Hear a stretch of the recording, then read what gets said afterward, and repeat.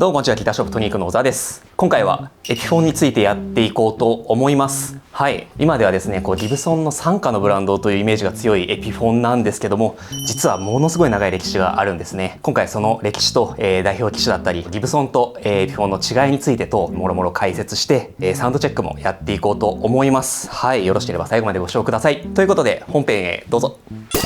まずはじめにエピフォンの歴史について語っていこうと思うんですけども、まず最初にですね、ギリシャ人のアナスタシオス・スタトポーロさんという方がですね、1873年にトルコでバイオリンやリュートの工房をスタートしたんですね。その後、1904年にニューヨークに渡ってマンドリンの製作を開始するところから始まります。でその後ですね、アナスタシオスさんが亡くなった後に息子であるエパミノンダスさんという方が事業を引き継ぐ形になります。そしてその後1928年にですね、事業の名称がエピフォンという風な名前になります。エピフォンという名前の由来がですね、エパミノンダスさんの愛称であったエピというものとギリシャ語で音を意味するフォンというのを合わせてエピフォンという風な造語ですね。はい。そしてその後ですね、1930年代の頃はアーチトップのモデルとかフラットトップのモデルとかスチールギターもそうですね、あとギターアンプなど、いろんなものを製作していたんですね。で特にその頃っていうのはギブソンとものすごいライバル関係がありまして、例えばギブソンがですねマスタートーンシリーズというものを出したらエピフォンは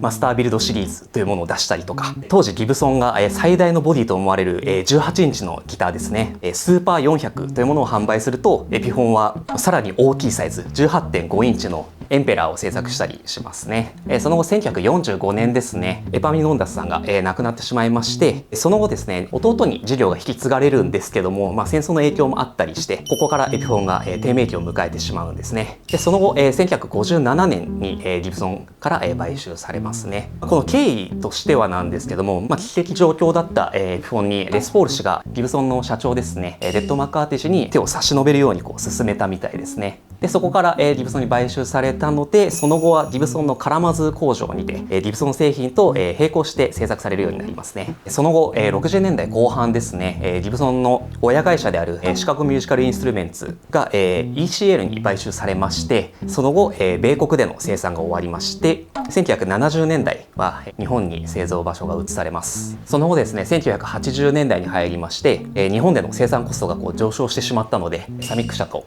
協力して製造拠点が韓国に移されるというような形です。そしてその後 ECL からギブソンを買収した当時のオーナーのブランディングによって、オリジナルモデルだったりギブソンの廉価版のモデルだったりっていうものを韓国で製造することによって売り上げが復活していくわけですね。その後需要がどんどん高まっていって、2004年には中国で自社工場を開設します。なのでエピフォンっていうのは1957年にギブソンから買収されてからずっとOEM 生産だったんですね。2004年でついにエピフォン専用の工場が、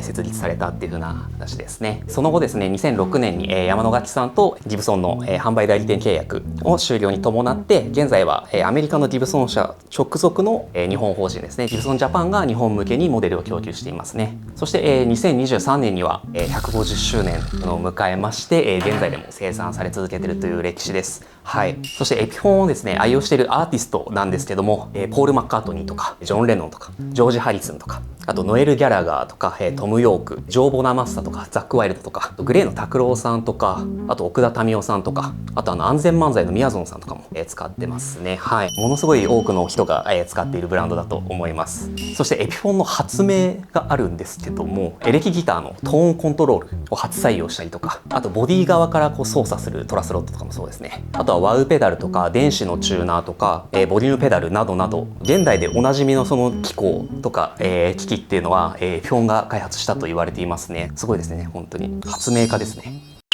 続いてギブソンとエピフォンの違いについて、話していこうと思います。現行モデルについてですね。はい。まず一つ目が製造場所が違います。ギブソンはアメリカで作っているのに対して、エピフォンはですね現在韓国とか中国とかインドネシアで生産していますね。続いてヘッドシェイプですね。ギブソンはオープンブックのヘッドシェイプで、エピフォンはナックルヘッドのシェイプで、2020年からカラマズヘッド、エピフォンの日本製モデルとか近年のシリーズだとギブソンヘッドのモデルも、登場してます。続いてボディの木材が違いますね。ギブソンは基本的にマホガニですね。エピフォンはフィリピンマホガニを使っているみたいです。あとは指板の木材が、ギブソンはローズウッドを、よく採用しているのに対して、エピフォンはインディアンローレルというものを採用しています。そしてパーツ類も違いますね。ギブソンは基本的にアメリカ製のパーツを採用していますが、エピフォンの場合はアジア製のものですね。あとは塗装がギブソンはラッカーで、エピフォンはポリ塗装。製造方法も、根本的にかなり違いますね。ギブソンは手作業がものすごい多い製造方法なのに対して、エピフォンの場合は機械での製造が多いですね。そして金額、だいたいギブソンは20万円からなのに対して、エピフォンはもう安いもので2万円ぐらいからっていう風な、かなり金額にも差がありますね。このギブソンとエピフォンの違いについてメインの動画を作ってもちょっと面白そうだなと思うので、興味あるっていう方いたら、ぜひコメントしてみてください。続いてエピフォンの代表機種について、話していこうと思います。まず1本目、こちらです。カジノですね。結構名前聞いたことがある方いらっしゃるんじゃないかなと思います。カジノはですね、1961年に登場したモデルになってます。エピフォンといえばというレベルの代表的なフルアコースティックギターですね。ブランコテールピースと P90 のピックアップ搭載。ビートルズが使用していたことで、特に有名なモデルなんじゃないかなと思います。余談ですけど、ポール・マッカートニーがエピフォンのカジノを手に入れて、ジョン・レノンとジョージ・ハリスに勧めて、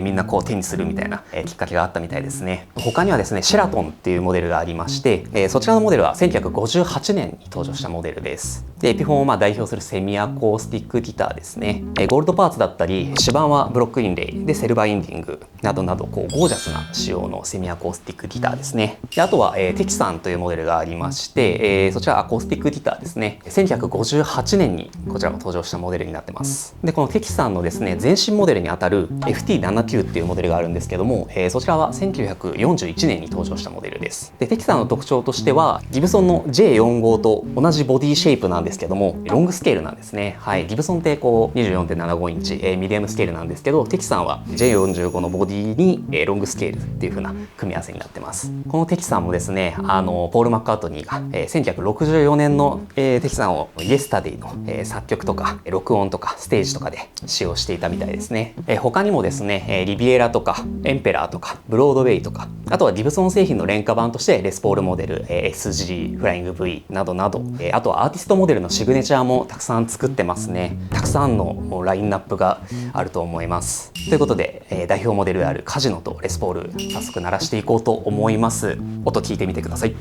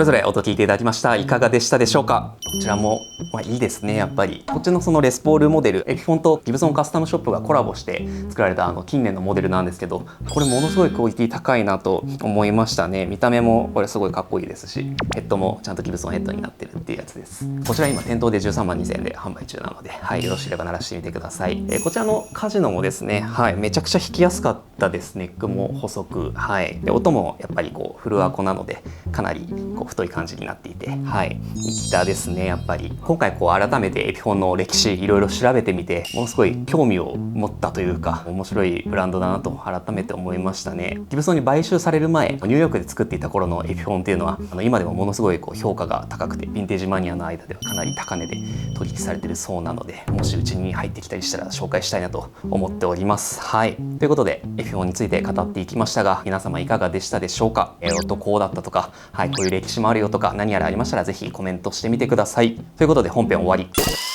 ちょっと前にですね、塩抜きダイエットっていうものをちょっとやってまして、ダイエットっていうかむくみを取るためのやつなんですけど、かなりこう体に負担をかけるダイエット法なので、 2,3 日ぐらいしかこうやっちゃいけないって言われてるやつで、もう一切こう塩分を断ち切るというか、ご飯とかも鶏肉をごま油とニンニクと生姜となんかブラックペッパーとかで炒めただけのものを食べたりとか、あと無塩バターを使ってこう卵をガーッとスクランブルエッグみたいなのを作ったりとか、なんかそういうのだけを食べて日々を過ごすみたいなのをやってたんですけど、かなり落ちまして、それでむくみが。で鶏とかも塩分ないバージョンのやつを食べて、旨味を途中からちゃんと感じれるようになったみたいな、なんか味覚もなんか復活してきて、普段かなりこう食生活あんま良くなくて、マックとかケンタッキーとかラーメンとかばっか食ってるんで、ジャンクな塩が 2,3 日で全部抜けたかなと思いますね。でその後ですね、美味しい和食を食べる機会があって、その時になんか岩塩のプレートにすだちを絞って、すだちの皮面で岩塩プレートをちょっと削ってみたいな、でそこにタイとかタコとかのお刺身をちょっとこうつけて食べるみたいなあったんですよ。もうダイレクトに塩を感じて脳天突き抜けるぐらいのうまさでしたね。本当にジャンクな塩分を出した後にちょっと高級な和食の岩塩を取り込むっていう塩の入れ替えを行いましたっていうのがありまして、最近のイベントですね。僕の普段やっぱ濃いものばっか食ってたんで、健康に気遣ってたまにやってみようかなとか思ったりもしましたね。なんかおすすめのダイエット法とかありましたらぜひぜひコメントしてみてください。ダイエットしたいの？いやなんかしたいですね。目標は何キロみたいなの？理想の数字ですよね。理想の数字とか、てっぺいはさ、はい、こうカメラでこう映ってるわけじゃん。そうですね。だから自分を見る機はい、会っていうか多分多いですね。多いと思うんだけど、はい、まあ見れば見るほどやっぱさ、なんか改善したい部分っていうのは出てくるわけだ。まあそうですね。一番は一番ですか。いやこの辺とかやっぱ気にはなりますけどね。すごい若狭さん10年近くの付き合いじゃないですか。初期ガリッガリだったじゃないですか。ガリガリだった。うちの会社に入って、はい、なんかブクブクね。みるみる取っていったんでね。食べてるのこちらとしては非常に嬉しい。そうですよね。確かに従業員痩せていくよりかはなんかちゃんと食べてるなみたいな方が嬉しいです。よりは顎なくなるぐらいのね。まあ健康に気をつけて。健康にはちょっと気をつけていこうと思って。俺らもう若くない。食生活改善したいですねやっぱ。はい、ということでこの動画面白かったという方、いいねとチャンネル登録高評価よろしくお願いします。いつも見てくださっている皆様本当にありがとうございます。感謝しております。Twitter、Instagram、Facebook 各種やっておりますので、そちらもぜひチェックフォローよろしくお願いします。横浜市西区平沼 1-5-21 第2ロレアルビル201ですね、ギタショップトニック営業しておりますので、ぜひ遊びに来ていただけたらなと思います。11月はですね、決算セールということで、全商品店頭で 15% オフと下取りで 20% オフという、とんでもないセールをやっておりますので、ぜひ遊びに来ていただければなと思いますし、そうだけでも大歓迎です。最後までご視聴いただきありがとうございました。また次回の動画でお会いしましょう。バイバイ。